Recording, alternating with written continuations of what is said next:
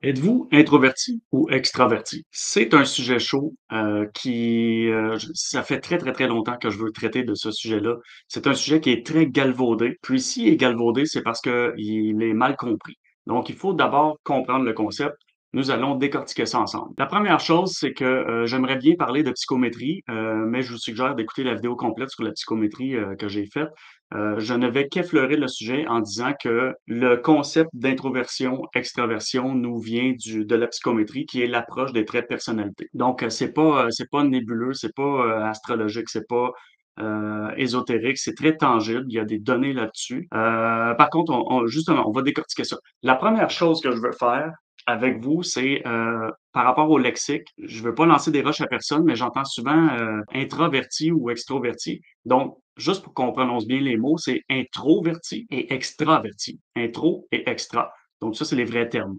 Maintenant que ceci est dit, le trait de personnalité, en fait, qui est soit l'introversion, soit l'extraversion, ou tout ce qui se trouve entre les deux, ce sont deux pôles opposés. Donc, l'introversion signifie un truc et l'extraversion signifie un autre truc qui est vraiment opposé sur ce trait de personnalité-là.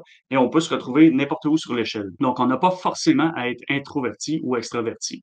Mais bon, on va d'abord définir ces deux pôles-là. C'est très important de dire qu'à l'heure actuelle, ou du moins en 2021, parce que là, on est en 2023, en 2021, il existait plus de 2000 modèles psychométriques et la plupart d'entre eux incluent le trait de personnalité introversion ou extraversion. Et parmi ces plus de 2000 modèles-là, ce qui est important de comprendre, c'est qu'il n'y a pas de consensus scientifique absolu sur ce qu'est être introverti et extraverti. Donc, ça se ressemble très souvent. Il y a beaucoup de termes qui reviennent, régulièrement, mais ce n'est pas parfaitement défini en termes de consensus. C'est pas tous les théoriciens et les psychométriciens qui sont d'accord avec, l'exactitude des termes, introversion, extraversion. Je vais vous nommer ce qui est le noyau de la définition d'introversion, extraversion.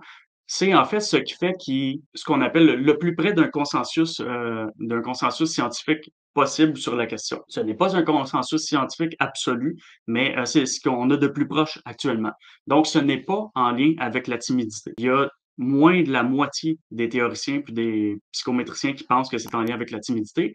C'est plutôt en lien avec la recharge et la décharge d'énergie. Par exemple, l'introverti, ce qu'on dit pour plus de la moitié des psychométriciens des théoriciens, c'est que l'introverti, lui, recharge ses batteries davantage dans la solitude et est davantage attiré vers la réflexion. Donc, le calme, la solitude, la réflexion. Ces 3 mots-là définissent bien les préférences d'un introverti pur. L'extraverti, lui, va recharger ses batteries et il va être énergisé par le fait d'être avec des gens.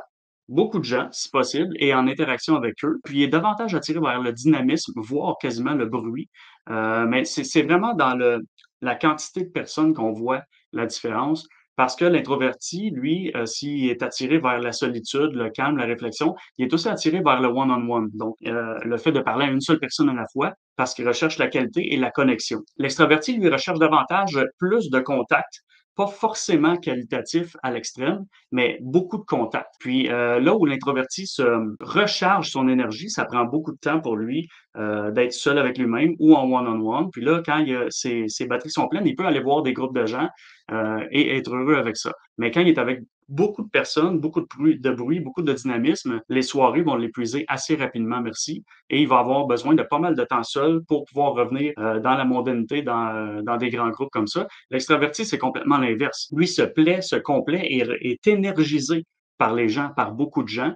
Puis, ben là, ce qui arrive, c'est que quand oui, à un moment donné, il a sa dose, puis il retourne seul, dans ses trucs, mais ça dure peu de temps, puis il a envie de voir des gens, assez rapidement. Donc c'est vraiment 2 pôles opposés. Ce n'est pas si strict que ça. Puis là, l'important de comprendre, c'est qu'il y a un nouveau concept, ben, je dis nouveau, ça fait quand même quelques décennies, mais qu'on appelle l'ambiversion. Donc c'est le fait d'être entre les 2. Mais on n'a pas à être forcément exactement entre les 2. Donc on peut être davantage introverti ou extraverti et pas forcément être dans le milieu, ni dans les extrêmes des pôles. La plupart du temps, c'est coté sur 10 déciles, donc vous voyez qu'on peut se situer n'importe où là-dedans. Donc ce que je vous suggère, c'est que quand vous vous posez la question: «Est-ce que je suis introverti ou extraverti?» Ça se peut aussi que vous soyez pile dans le milieu. Mais demandez-vous: «Est-ce que, je suis davantage énergisé? Est-ce que je me ressource quand je suis seul ou avec des gens?» Et puis, est-ce que, ça me gruge de l'énergie être avec des gens ou davantage quand je suis seul? Normalement, cette question-là devrait vous approcher la réponse, est-ce que vous êtes un introverti ou un extraverti? Maintenant, j'espère que vous allez avoir trouvé votre réponse. J'ai un petit truc, une petite astuce à vous donner pour savoir si quelqu'un est introverti ou extraverti. Attention, c'est pas des mathématiques, là, ce que je veux dire là.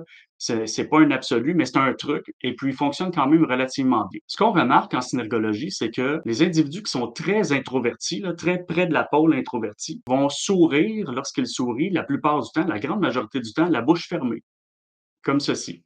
Et les extravertis qui sont très près de la pôle extraversion, ce qu'on remarque en synergologie, c'est qu'ils vont sourire tout le temps ou à peu près tout le temps de toutes leurs dents, comme ceci.